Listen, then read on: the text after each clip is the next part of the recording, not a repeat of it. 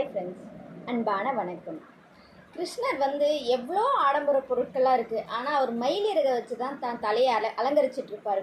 ஏன்னு தெரியுமா? அவர் போன பிறவியில் ராமரை அவதரிக்கும் பொழுது அவர் காட்டுக்கு தள்ளப்பட்டார், ராமரும் சீதையும்.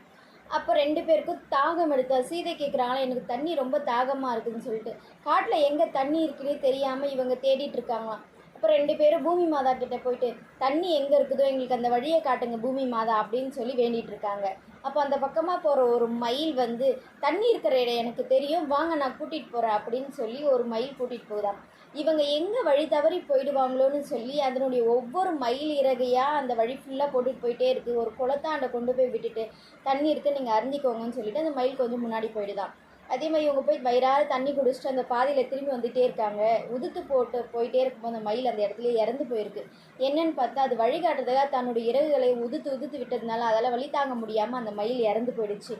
அதனால் இவங்க நன்றி கடனுக்காக ராமராக இருந்து அடுத்த பிறவியில் கிருஷ்ணா வரும்போது அந்தருடைய நன்றியை அப்படியே கொண்டு வந்து எப்பொழுதுமே அந்த மயிலுக்கு நம்ம நன்றி செலுத்தணும் அப்படின்னு அந்த மயில் இருக்க தான் தலையில் வச்சு தான் இவன் மதிப்பு கொடுக்கணுன்றதுக்காக தலையில் வச்சுட்டு அவர் வந்து தான் தலையை அலங்கரித்தார்.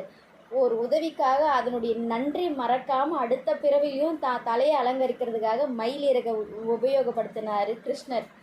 எப்போவுமே யார் ஒரு உதவி செஞ்சாலும் எப்போவுமே மறக்கக்கூடாதுன்றதுக்கு இது ஒரு பாடம். நன்றி.